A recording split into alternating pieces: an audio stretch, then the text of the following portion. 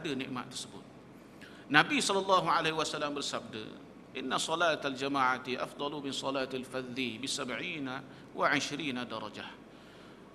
Sembahyang secara berjemaah itu lebih afdal daripada sembahyang seorang diri 27 kali ganda pahalanya, fadilatnya.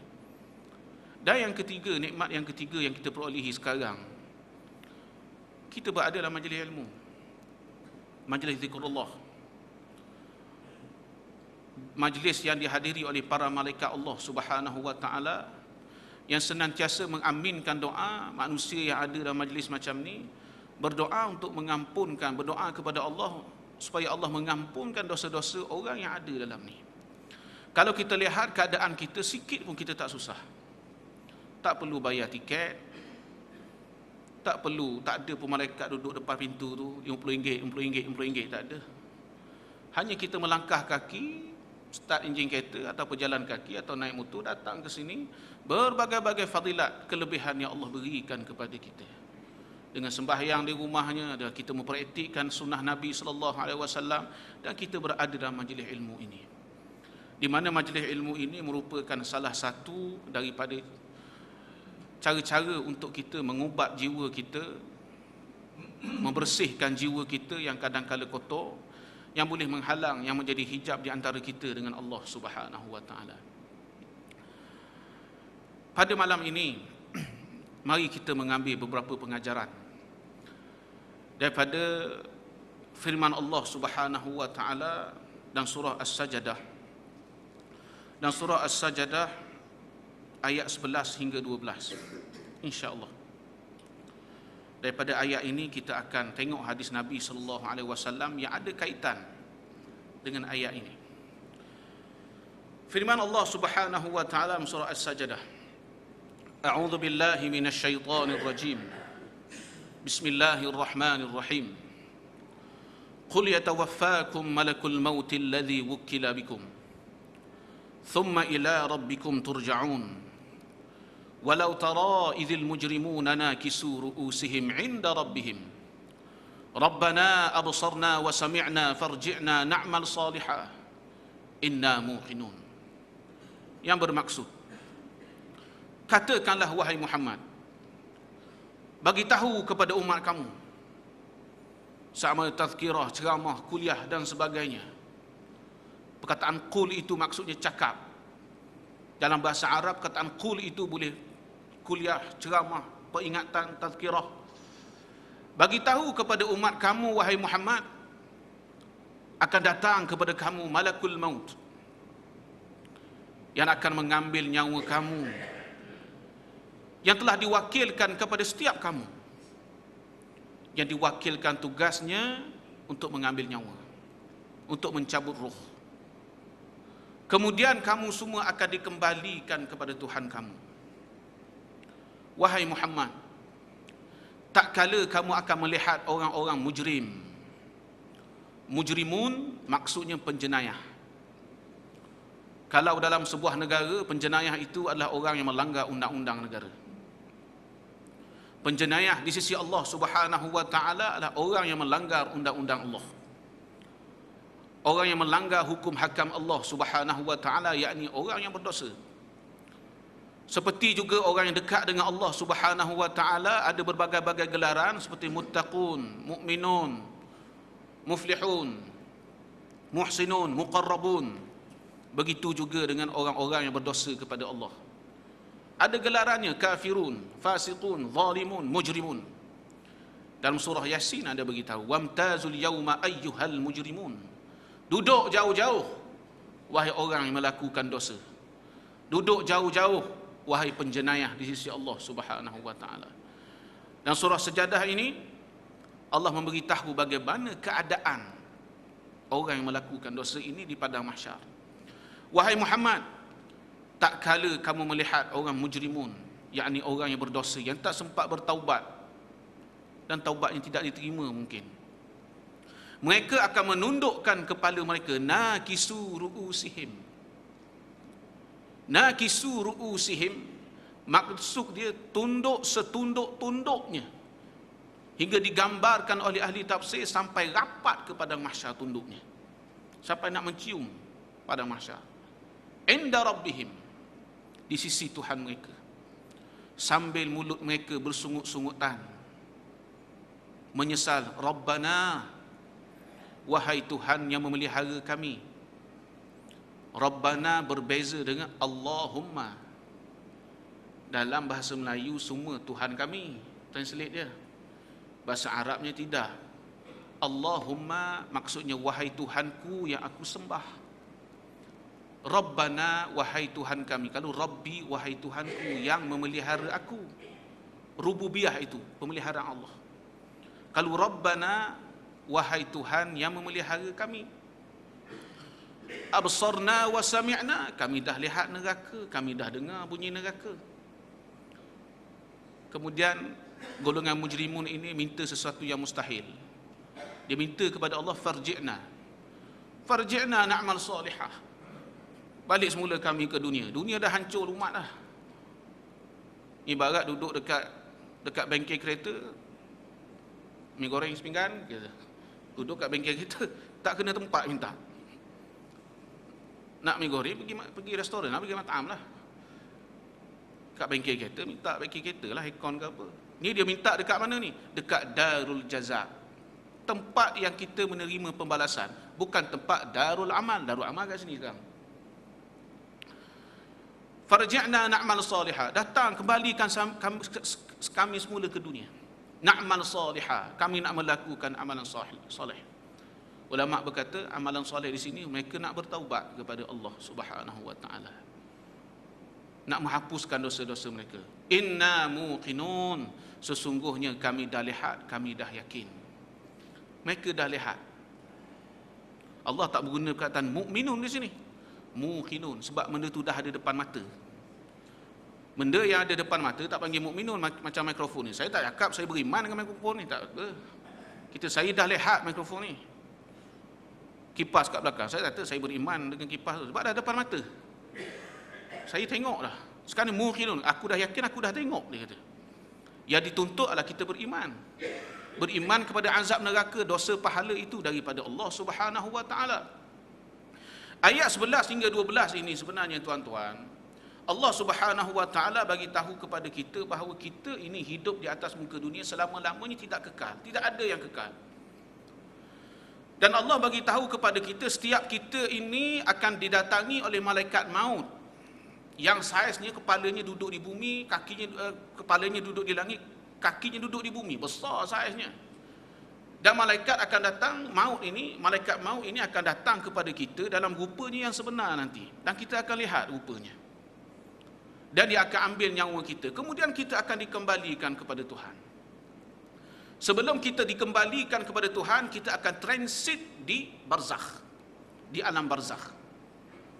Dan selepas itu kita akan dibangkitkan oleh Allah Subhanahu wa taala. Selepas Allah mengingatkan tentang kematian ini, Allah menceritakan kepada kita tentang mahsyar. Bahawa akan ada satu golongan yang bernama mujrimun akan dibangkitkan pada hari kiamat dalam keadaan kepala mereka tertunduk dan mulut mereka bersungut-sungutan. Maknanya signifikan daripada apa yang disebut oleh Allah Subhanahu wa taala. Sekiranya kita tidak mahu menyesal di padang mahsyar, banyak-banyakkan ingat mati. Kerana orang yang paling baik, afdalun nas, Nabi kata aktsaruhum lil mauti dzikra, rawahu Tabrani, hadis hasan. Nabi kata orang yang paling baik adalah orang yang paling banyak mengingati mati. Sebab apa? Bila seseorang itu mengingati mati, dia akan pasti mengingati kubur. Orang yang mengingati kubur akan tahu kubur itu adalah alam barzakh, darul transit, kita transit juga situ. Dan kita akan dibangkitkan oleh Allah Subhanahu wa taala pada hari kiamat. Pada hari ini saya nak berkongsi mengenai apa yang kita perlu lakukan, ataupun apakah amalan-amalan yang boleh kita lakukan sekiranya untuk kita ada penghalang daripada terkena azab kubur, transit kita. Untuk itu kita ambil dulu hadis Nabi sallallahu alaihi wasallam dari Anas bin Malik.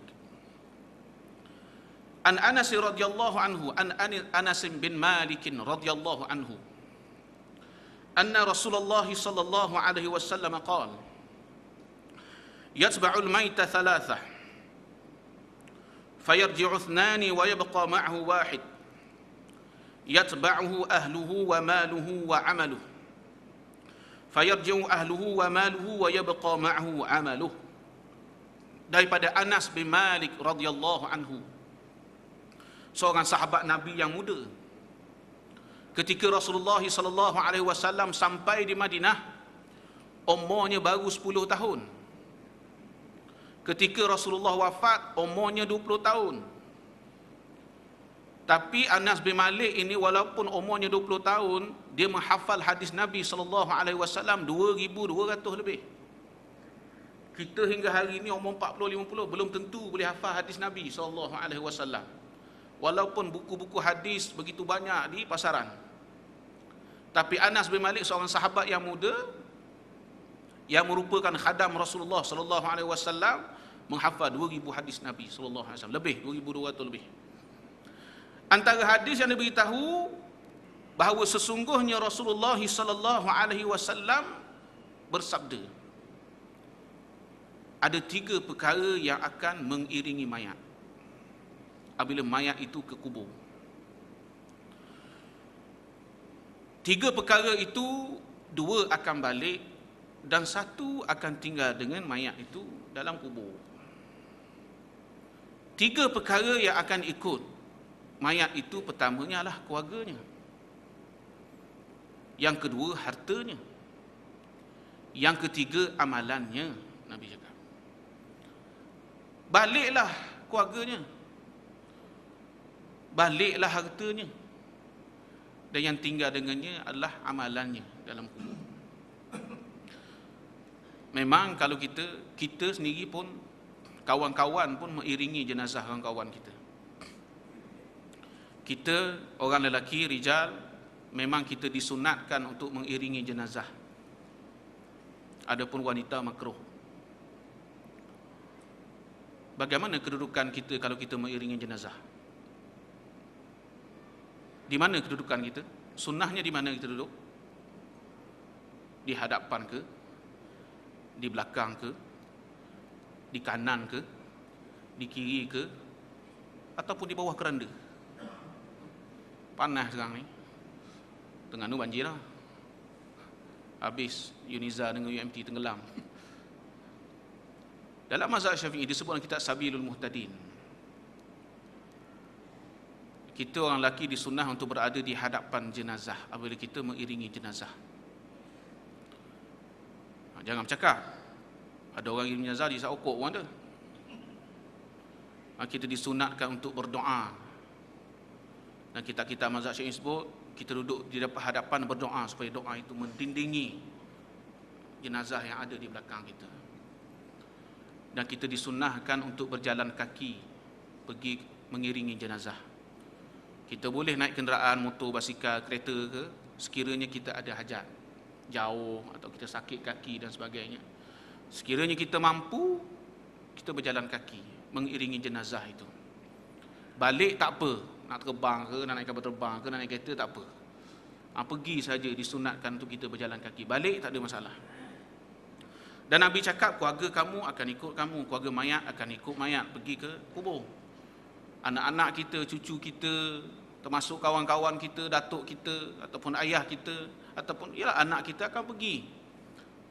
Semuanya akan pergi. Semuanya akan angkat jenazah, akan turunkan mayat, akan tolong ambil tanah dan sebagainya. Tolong sendal sana, tolong betulkan, tolong hadap ke kiblat. Tolong ambil skop, tuang tanah, batu nisan, cacak, semua. Tapi Nabi kata balik semua, takkan duduk je di situ. Harta kamu pun akan ikut. Itu pun harta kamu, bukan kamu yang bawa. Kereta kamu, BMW ke apa ke, Zora ke, orang lain dah bawa. Kamu naik lori je kanda kat belakang. Motor-motor kamu mungkin kawan-kawan kamu yang bawa, anak-anak kamu yang bawa, isteri kamu kat rumah. Tapi semua tu akan pulang. Yang tinggal bersama kamu adalah amalan-amalan kamu, Nabi cakap. Amalan-amalan si mati itu. Harta kita akan difaraidkan. Amalan kamulah yang akan bersama dengan kamu apabila kamu berada dalam lubang kubur, dalam liang lahat. Kita tahu kubur ini hidupnya keadaannya seperti dunia, yakni dari segi nikmat dan susahnya. Maknanya ada nikmat dunia, ada susah dunia. Maknanya dalam kubur ada nikmat kubur, ada azab kubur. Azab kubur yang paling teruk, tak dapat jawab soalan. Rentetan daripada tak jawab soalan itulah datangnya himpitan, tulang rusuk, termasuk sana sini, dibuka pintu neraka dan sebagainya. Nabi kata amalan, maknanya ada amalan ataupun ulama-ulama menyusun amalan yang kalau kita lakukan amalan-amalan ini, kita akan terselamat daripada azab kubur. Semua amalan akan menghalang kita daripada kena azab. Tapi ulama-ulama, terutama kitab Tanbih, ada kat sini tengok dekat rak. Dia berkata ada 5 amalan yang kalau kita lakukan, insya-Allah kita akan terselamat daripada azab kubur. Maksudnya amalan ini akan menjadi dinding kita daripada azab kubur. Semua amalan akan jadi dinding. Tapi Abu Lais Samarqandi dia mengkhususkan beberapa amalan untuk senang. Tips daripada dia, daripada dengar banyak-banyak, tak buat satu, dengarlah 5 perkara ni. Yang pertama very simple, so very easy. Buat pagi dan petang. Iaitu kita berdoa kepada Allah. Doa kepada Allah Subhanahu wa taala. Cuba tanya sekarang, daripada pukul 7.45 pagi tadi sampai 7.45 malam ni, berapa orang dah berdoa minta lindung daripada azab kubur? Sedangkan Nabi kata ista'idzu billah dalam hadis riwayat dalam musnad, dalam Abu Daud, Sunan Abu Daud, dalam satu hadis yang panjang dari Barra bin Azib,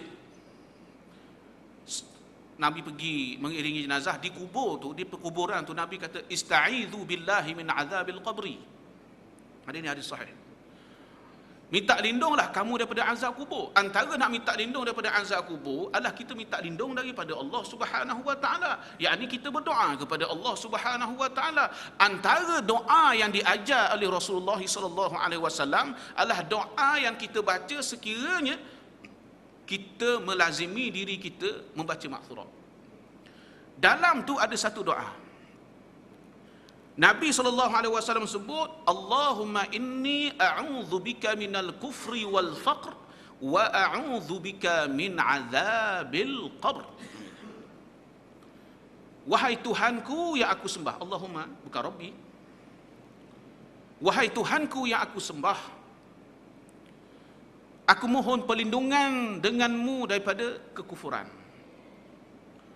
Dan aku minta perlindungan daripadamu daripada kefakiran. Wa a'udzu, dan aku minta lindung dengan perlindunganmu daripada terkena azab kubur. Maksudnya tahu, kita baca pagi petang. Maksudnya pagi dan petang Nabi berdoa minta lindung daripada azab kubur. 3 perkara Nabi minta dalam 3 ni, doa ni. Yang pertama daripada terkena kekufuran. Kadang-kadang kita juga buat perkara-perkara yang bersifat orang munafik. Munafik ni kufur juga, kufur dalam. Kita mungkin janji, tak tunai amanah dan sebagainya. Masuk kerja lambat, masyarakat suruh orang, bohonglah tu walaupun tak mengaku. Itu semua sifat-sifat orang munafik. Tak amanah, lebih banyak sembang daripada bekerja. Walaupun takkan saya munafik, saya tak kata tuan-tuan munafik, bersifat. Kita minta lindung awal-awal pagi sebelum pergi kerja, minta lindung awal-awal pagi. Jangan aku buat benda ni. Dan aku minta lindung daripada kefakiran. Kefakiran maknanya ekonomi diri tak kukuh. Pagi-pagi lagi sebelum pergi kerja, Nabi dah berdoa supaya kita dielak daripada kefakiran, daripada tak cukup duit, tak cukup rezeki. Sekiranya rezeki yang banyak, Allah berkatkan. Sekiranya rezeki itu sikit, Allah cukupkan. Pagi-pagi lagi sebelum pergi kerja, sebelum melangkah ke tempat kerja, Nabi berdoa supaya kita dijauhkan daripada kefakiran. Dan yang ketiga, Nabi berdoa supaya dilindungi daripada terkena azab kubur. Pagi-pagi Nabi berdoa. Waktu subuh naik syuruk, Nabi berdoa. Sikit ya, Allahumma inni a'udzu bika minal kufri wal faqr wa a'udzu bika min azabil qabr. 15 saat dah sampai. Kalau boleh, kalau kita datang sembahyang subuh, lepas tu imam doa, kita berdoa lah pula. Kita aminkan aja, tak berdoa. Yang berdoanya untuk imam. Kita amin, amin. Kadang kita faham pun, amin, amin. Lepas tu imam doa, kita pula angkat. Kau tak boleh waktu tu, berdoalah sebelum tidur. Ya Allah, hari ini aku hidup. Mungkin esok malam ni aku mati. Hari ini aku baring di atas katil. Mungkin esok aku baring dalam tanah. Hari ini aku berada di atas bumi. Mungkin esok aku berada dalam bumi. Hari ini aku memakai baju. Esok mungkin orang pakaikan aku baju. Hari ini aku mandi sendiri. Mungkin esok orang mandikan aku. Hari ini aku hidup. Esok mungkin aku mati.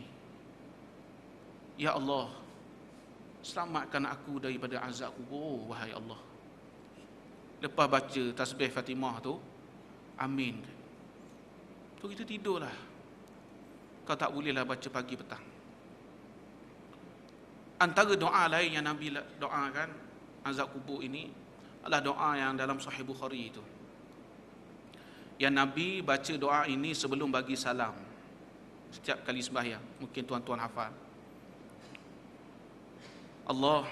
Allahumma inni a'udzubika min azabi jahannam wa min azabil qabr wa min fitnatil mahya wal mamat wa min syarri fitnatil masiihid dajjal. Wahai Tuhan yang aku sembah, aku minta lindung daripada azab jahannam, neraka jahannam. Dan aku minta lindung daripada kena azab kubur. Dan aku minta lindung daripada terkena fitnah dunia. Fitnah dunia paling besar adalah kita melawan agama Allah Subhanahu wa taala. Ramai orang nak mati dalam Islam tapi dia menentang agamanya sendiri. Ramai orang yang nak mati dalam Islam tapi dia tak sanggup hidup dengan Islam. Ramai orang yang nak mati sebagai berjuang atas nama Allah tapi dia paling malas nak berjuang di atas nama Allah Subhanahu wa taala. Itu fitnah paling besar. Dan aku minta lindung daripada fitnah kematian. Fitnah kematian antara paling teruk, mati tak boleh mengucap. Yang ketiga, fitnah Dajjal. Fitnah yang warningkan oleh nabi-nabi terdahulu, termasuk nabi kita Muhammad sallallahu alaihi wasallam. Doa ini Nabi baca sebelum Nabi bagi salam, terutama sembahyang sunat. Kalau kita innaka hamidum majid, sebelum salam, Allahumma inni a'udzubika min azabi jahannam wa min azabil qabr wa min fitnatil mahya wal mamat wa min syarri fitnatil masiihid dajjal. Assalamualaikum warahmatullahi. Nabi sallallahu alaihi wasallam. Selain doa Allahumma ya muqallibal qulub itu. Ini setiap kali sembahyang sunat kita boleh buat. Kita boleh buat, tak ada masalah. Tapi kalau tak boleh juga, buatlah sebelum tidur. Sebelum tidur macam yang kita kongsikan bersama tadi. Maknanya amalan pertama untuk kita buat, untuk kita cari perlindungan daripada azab kubur adalah kita berdoa kepada Allah Subhanahu wa taala. Doa anytime boleh. Doa ibadah maftuhah anytime boleh. Tak ada masalah. Yang kedua, amalan yang kedua untuk kita ada pelindung daripada azab kubur adalah muhafazatus salawat. Kita memelihara dan menjaga sembahyang kita. Menjaga sembahyang dan bersembahyang something different. Benda yang berbeza. Memelihara atau menjaga sembahyang dan bersembahyang sesuatu benda yang berbeza. Dua perkara yang berbeza. Sebab orang memelihara sembahyang ini adalah orang yang dijanjikan oleh Allah dalam surah Al-Mu'minun, orang mendapat syurga Firdaus. Walladzina hum ala salawatihim yuhafizun ulaika humul warithun alladzina yarithuna al-firdausa hum fiha khalidun. Mereka orang yang menjaga, memelihara sembahyang ni. Poin dia bagaimana nak jaga, nak pelihara.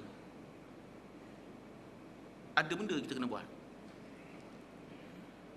Yang melihara sembahyang dan mereka akan mewarisi, akan mendapat syurga Firdaus. Hum fiha khalidun, akan kekal dalam surga itu, surga Firdaus, surga paling tinggi. Bagaimana kita ini nak dinamakan kita ni orang memelihara sembahyang? Memelihara sembahyang ini dapat kita lakukan, seseorang itu dikatakan memelihara sembahyang kalau buat dua perkara. Kalau buat dua perkara. Yang pertama, at-ta'allum. Belajar, memfaqihkan diri tentang urusan sembahyang. Mana sembahyang itu sentiasa di-upgradekan nilai dia. Yang kedua, tunaikan sembahyang tu. Jangan belajar aja, tak sembahyang buat apa?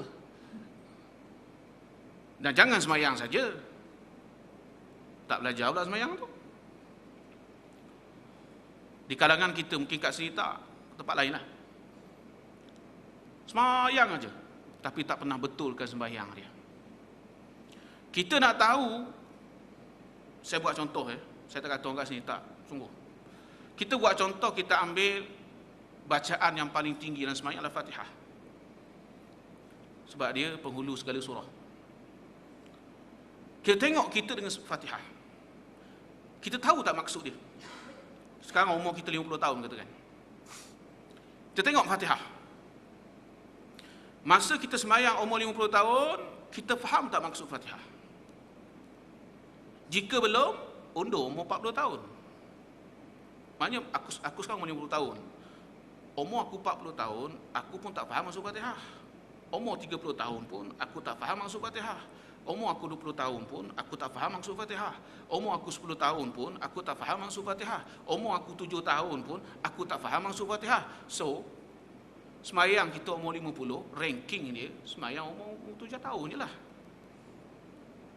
Tak ada peningkatan.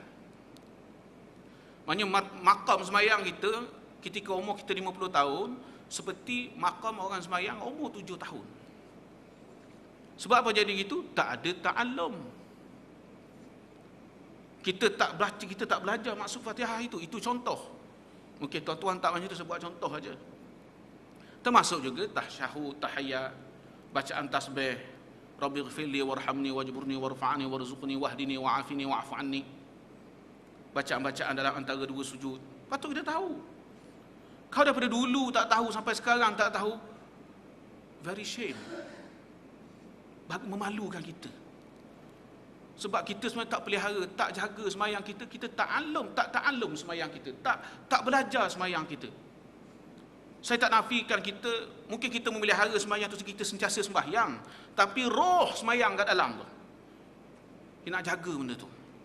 Dan ini boleh tercapai dengan dua perkara yang disebut oleh ulama, disebut oleh guru saya. Ta'allum, kita sentiasa membaiki sembahyang kita. Mungkin kita dah tahu rukunnya, dah tahu syaratnya, dah tahu sunatnya, mungkin kita belum tahu lagi khusyuknya. Dan kalau dah tahu pun perlu ditazkirahkan diri kita sentiasa. Sebab kita ni orang yang lupa. Sifat manusia ni pelupa dan ghafil. Nasi ghafil. Lupa dan lalai ni sifat manusia. Kadang kita lupa, kadang-kadang kita lalai. Sentiasa disebut, sentiasa diingatkan kepada kita. Kalau kita buat dua perkara ini, insya-Allah kita akan termasuk di kalangan orang yang memelihara sembahyang. Sebab itu ulama-ulama silam seperti Syekh Daud Fatani, dia buat kitab Munyatul Musalli ataupun Minyatul Musalli, munmin, boleh semua baca. Munyatul Musalli atau Minyatul Musalli. Munyah atau minyah maksudnya harapan. Musalli orang sembahyang. Hadzal kitab samaituhu Munyatul Musalli. Ini kitabnya yang aku beri nama harapan orang sembahyang. Apa dia harapan orang sembahyang? Antakunu salathu maqbulah indallah. Sembahyang diterima di sisi Allah, tu harapan kita. Ibarat kata Syekh Daud kata, kalau kamu nak harapan kamu tercapai, inilah kitabnya kamu nak belajar. Kamu nak belajar. Sebab itu kitab-kitab lama banyak tentang sembahyang. Sebab nak memelihara sembahyang kita itu. Syekh Ali Tantawi sebut, as-salah hiya silah. Sembahyang itu silah, tali penghubung kita dengan Allah Subhanahu wa taala. Sekiranya kita jaga sembahyang itu, kita akan dikasihi oleh Allah Subhanahu wa taala.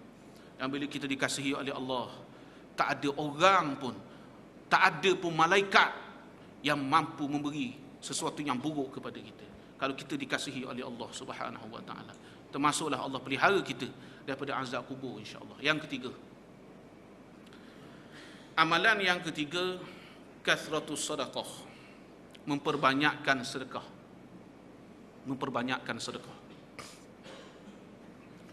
Nabi bersabda dalam satu hadis riwayat Imam Tirmizi. Nabi sebut, inna sadaqata la tudfi'u ghadaba rabbi kama yudfi'ul ma'u nara.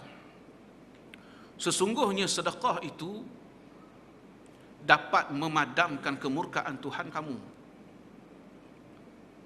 Mafhum muwafaqahnya, Allah sayanglah. Dapat memadamkan kemurkaan Tuhan kamu sebagaimana air dapat memadamkan api yang sedang marak menyala. Signifikan daripada hadis ni, yang jelas daripada hadis ni, maknanya kalau nak dapat kasih sayang daripada Allah, sedekah itu jalannya. Maknanya sembahyang tadi hablum minallah, hubungan kita dengan Allah, boleh dapat kasih sayang Allah. Hablum minannas sedekah, hubungan kita sama manusia pun boleh dapat kasih sayang daripada Allah Subhanahu wa taala. Al-Imam Nawawi rahimahullah dalam kitab Syarah Arba'in dia sebut dalam satu hadis yang panjang, yang salah satu daripada hadis itu sebut as-sadaqatu burhan. Sedekah itu burhan. Ada di syarah dalam Arba'in Nawawi dan ada dalam syarah dalam Al-Minhaj, syarah Muslim Ibn Hajjaj, syarah Sahih Muslim. Antara dia kata antara amalan yang paling berat bagi orang munafik adalah bagi sedekah. Sebab sedekah ni kena bagi milik dia. Dia kerekut lah maknanya. Sebab apa? Orang munafik tak beriman Allah bagi apa? Bagi balasan 700 kali ganda, 10 kali ganda, dia tak beriman. Sembahyang dia kusal lah, dia malas. Sembahyang okey lagi lah. Sebab kalau malam-malam habis tenaga, baring-baring tidur datang balik tenaga. Kalau bagi duit, bagi dia habis. Orang beriman tak macam tu. Sebab as-sadaqatu burhan, sedekah itu hujjah. Hujjah bila kita bangun di padang mahsyar bahawa aku tak sifat orang munafik.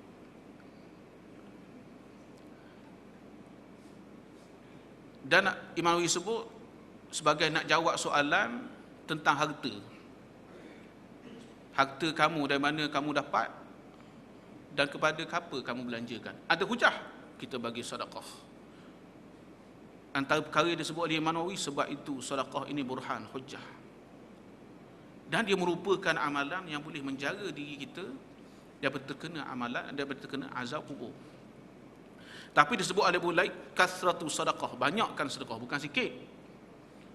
Memperbanyakkan sedekah, maknanya banyak kali sedekah ataupun sedekah dengan angka yang banyak, maknanya begitu. Maknanya berkorban bersedekah itu. Ada sekali tu saya, bulan lepas saya mengajar dekat masjid di Segedang, di komplek pertanian Segedang. Lepas mengajar, seorang muslimat tanya saya, Ustaz, seorang yang bersedekah dengan RM30 sekaligus berbanding dengan orang yang bersedekah RM1, 30 hari, mana banyak pahala? RM30 semua. Tapi yang tu satu dah tebak dia bagi RM30. Yang seorang lagi RM1, RM1, 30 hari juga. 30 hari RM30. Mana banyak pahala Ustaz? Saya kata dua-duanya ada dapat banyak pahala, tapi berdasarkan keadaan masing-masing. Yang pertama dapat pahala dia bagi sedekah banyak, RM30. Yang kedua dia dapat pahala dia banyak kali hulur tangan. Dan dua-dua itu ada nilai di sisi Allah Subhanahu wa taala. Dia cakap kalau nak lagi bagus, kali 30 hari RM30 saya cakap. RM30, RM30. Lagi senang itu. Itu namanya korban. Sebab setengah-setengah tempat bercakap dengan lagi saya. Kita tak berkorban sebenarnya kalau kata dengan saya cakap. Kita tak berkorban bagi sedekah sebab apa? Bagi RM1. Duit biru tu, biru. Duit biru tu datang je tong duit biru. Rasa apa tak? Tak rasa apa pun. Tak rasa pun kehilangan RM1. Cuba kau bagi 50. Buka dompet ada biru, ada hijau, ada merah, ada hijau Petronas, ada ungu. Bagi yang ungu tu. Bila bagi ungu rasa apa? Ustaz kena korban perasaan. Tu berkorban saya kata. Bagi RM1 tak terkorban apa-apa pun. Bagi RM1 tak rasa apa, straight. Tong tak RM1. Tak rasa kehilangan, tak ada rasa something lost. Tapi kalau bagi 10, tangan ketar-ketar. 50, macam mana aku ni? Tapi orang beriman, dia yakin Allah akan balas 700 kali ganda. Tu sekurang-kurang tu. 750, 700 kira bank akhirat. Kita tuan-tuan, kita simpan duit dalam bank, kita nak guna masa akan datang, kita boleh SP. Kita guna untuk akan datang. Tu akan datang yang belum tentu kita tahu. Ni kita nak guna ni masa depan ni. Judgment day tu, hari kiamat tu. Kita nak guna pahala kita kat situ tu, duit tu. So kita sedekah ni umpama kita simpan dalam bank. Bank kat mana? Di sisi Allah. Siapa lagi lebih amanah daripada Allah? Bank mana kita masuk RM50, dia ganda 700 kali? Tak ada bank kat dunia ni. Tapi bank Allah, simpanan di sisi Allah, kita bagi RM50, sekurang-kurang dia ganda 700. Wallahu yudha'ifu liman yasha. Allah boleh nak gandakan ikut suka dia. Tak ada bank buat macam tu. Tapi di sisi Allah, kita letak RM50, Allah ganda 700 kali, 3,500. Kalau tak 100, 70,000 ke 7,000. Oh, banyak tu. Jadi sedekah ini sebenarnya adalah kita simpan di bank kita di akhirat nanti. Di mana bank itu kita akan cashkan bila kita ada di akhirat, kita nak mizan kita nanti tu. Neraca tu. Antaranya amalan sedekah. Mizan tu memang wujud. Kita Jawharah memang kata mizan tu wujud. Ada dua ni. Satu piring, satu timbangan tu, satu ni tu luah langit dengan bumi. Dan kita Jawharah sebut, Jawharatul Tauhid sebut, ada dua malaikat yang akan jaga mizan tu. Pertama malaikat Jibril, yang kedua malaikat Mikail. Jibril tengok berat ke neraka ke berat ke syurga. Mikail tu kan tuang amalan kita. Hati-hatilah. Antara amalan yang cukup digandakan oleh Allah, sedekah. Dan antara amalan yang boleh jadi pendinding kita daripada terkena azab kubur adalah sedekah. Kathratus sedekah. Yang keempat, amalan yang boleh jadi penghalang kita, insya-Allah pendinding semua dengan izin Allah, kita usaha, adalah qiraatul Quran. Kita baca Quran. Qiraatul Quran. Pahala baca Quran tuan-tuan tahulah kan, banyak sebenarnya. Tuan-tuan mungkin tahu, hafal hadis-hadis, 1 huruf, 10, macam-macam. Tuan guru saya Syekh Mu'adh Said Hawa, anak Said Hawa. Siapa yang kenal Said Hawa lah, almarhum Said Hawa. Saya belajar di Jordan dulu. Saya belajar dengan anak dia, anak bongsu Said Hawa, Syekh Mu'adh. Dia beritahu kepada kami, anak-anak murid dia, talamid dipanggil talamid. Dia sebut kepada kami, kan saya seoranglah kami anak murid dia, Arab ada, Melayu ada, yang selalu mulazamah dengan dia, ikut dia ke sana kemari. Dia kata, kamu ni sekurang-kurang orang macam kamu tu disifatkan. Orang selalu datang masjid, orang yang berpakaian Nabi, yang sembahyang jemaah dekat masjid, orang yang mendengar kuliah, orang yang mendengar khutbah, orang yang mendengar kalam Allah, orang yang mendengar hadis Nabi SAW, orang yang bersama dengan perjuangan agama Allah, faham tentang agama. Sekurang-kurang kamu, orang macam kamu ni, dia. Kamu mesti baca sekurang-kurang dalam sehari 1 juzuk Quran. Kami dengar tu beliau, bagi dia, guru saya baca 5 juzuk, 6 juzuk sehari biasalah bagi dia. Qiyam malam-malam 3-4 jam bagi dia biasa. Dia orang yang kakinya sentiasa berada di jalan Allah, berjuang menegak kalimah Allah, pasti nak pastikan undang-undang Allah itu berjalan atas muka dunia. Sekurang-kurang kena baca 1 juzuk sehari, setengah juzuk pagi, setengah juzuk petang.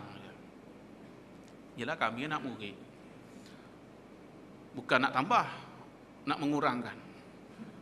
Kau tak boleh Syekh, sengih kami. Kalau tak boleh, kamu baca pada waktu pagi sebanyak helaian surah Yasin, dan pada waktu petang pun sebanyak helaian surah Yasin. Kami ni bukan nak upgrade lagi. Kau tak boleh Syekh? Tak boleh lagi? Tak boleh lagi. Bacalah sepagi itu sebanyak helaian surah Waqiah, dan petang pun sebanyak helaian surah Waqiah. Kalau tak boleh lagi Syekh, sibuk benar kita ni. Kalau tak boleh lagi, bacalah sebanyak helaian surah Al-Mulk, dan sebanyak helaian surah Al-Mulk pada waktu pagi dan juga pada waktu petang. Tu pendek dah tu. 1, 2, setengah. Kau tak boleh Syekh, tak payah baca lah.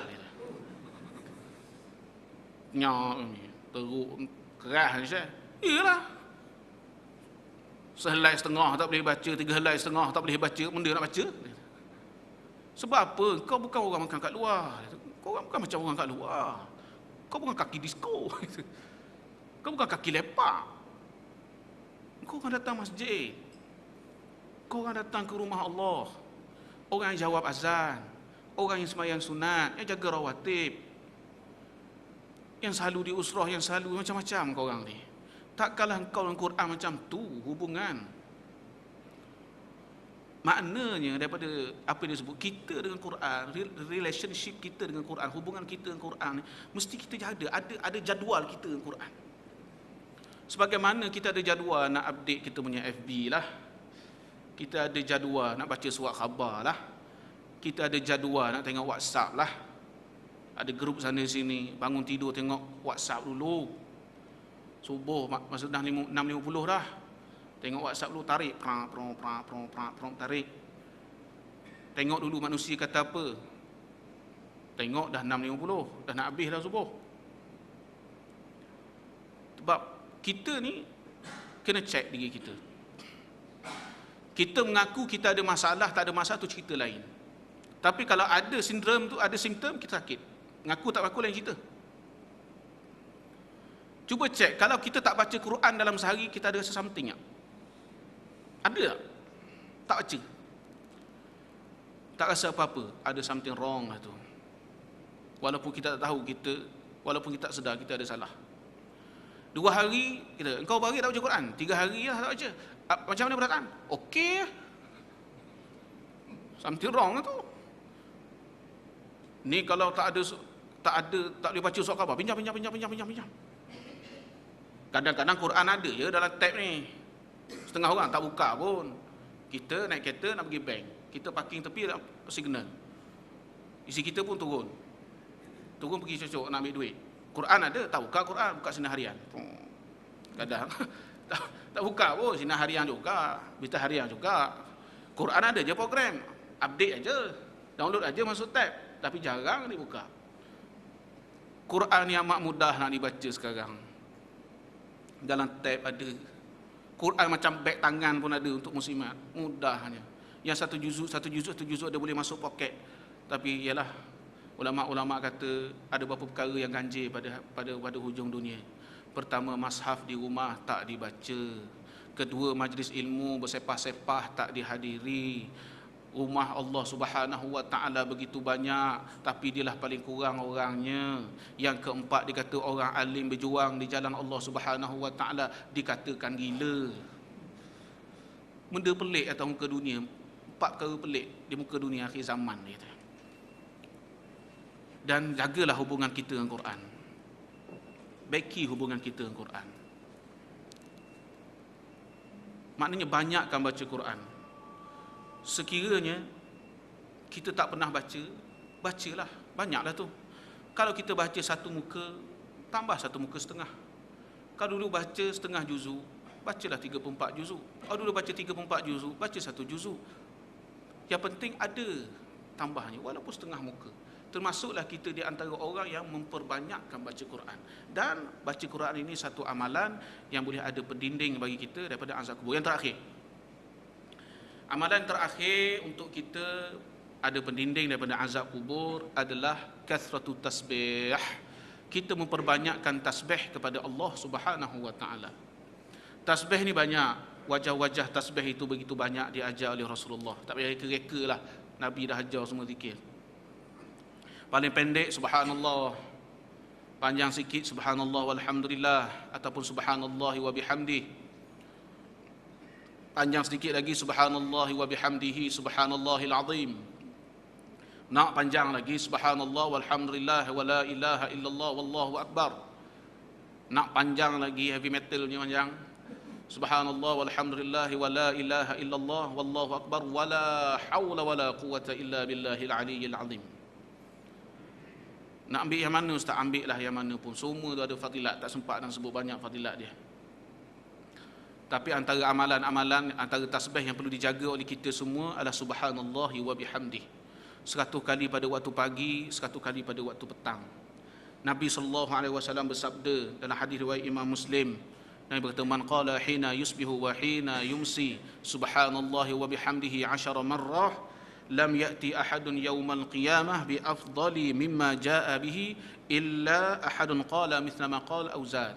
Nabi kata, barang siapa yang menyebut pada waktu pagi dan pada waktu petang, yakni lepas subuh, lepas asar, subhanallahi wa bihamdihi pada waktu pagi petang tadi sebanyak 100 kali, 200 lah, maka tidak akan dibangkit pada hari kiamat itu orang yang lebih cermelang daripada dia, tambah lagi cermelang, gemilang, terbilang, yang lebih daripada dia, melainkan orang yang sama macam dia sebut juga, ataupun orang yang tambah lagi sebutan itu, subhanallah bihamdihi.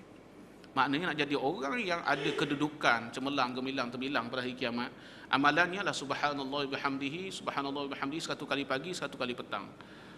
Kalau kita tak boleh nak buat, mungkin kita terpaksa keluar rumah awal atau balik kerja petang dalam kereta. Saya cadangkan kepada tuan-tuan, balik nanti tuan-tuan ambil tasbih 100, yang 100 biji tu, 100 biji tu, balik rumah, ambil jam timing lab tu, sebut subhanallah bihamdihi, sebut betul-betul lah, jangan laju. Subhanallah wa bihamdihi. Bila sebut kali pertama tu tekan jam, pam, dialah bergerak jam tu. Kita sebut subhanallah bihamdihi, subhanallah bihamdihi, datangkan tauhid Allah, letak depan mata kita semua nikmat Allah, biar menitis air mata kita, betapa kerdil kita di hadapan Allah. Maha suci Allah. Mulut kita kotor dengan dosa, mengumpat, mengata orang, tapi Allah izinkan lidah kita sebut nama dia. Subhanallah, maha suci Allah. Sebut subhanallah wa bihamdih, subhanallah wa bihamdih. Cukup 100 kali, buka mata, tak tekan. Ambil jam tengok, minit. Tengok 7 minit. Katalah 7 minit. Entah ada 3 minit kot, laju. Sebari. Subhanallah, 7 minit. So 7 minit tu adalah kiraan relatif kita untuk kita 100 kali. Subhanallah wa bihamdih. Bila nak guna? Time pergi kerja pukul 7 pagi, 7.30 pagi, tengah buat kereta, takkan bukan tasbih. Si kena apa semua terpaut punya tasbih kita tu. Saut sini, sekejap wiper, sekejap signal, tukar gear pun susah. So jadikan tu.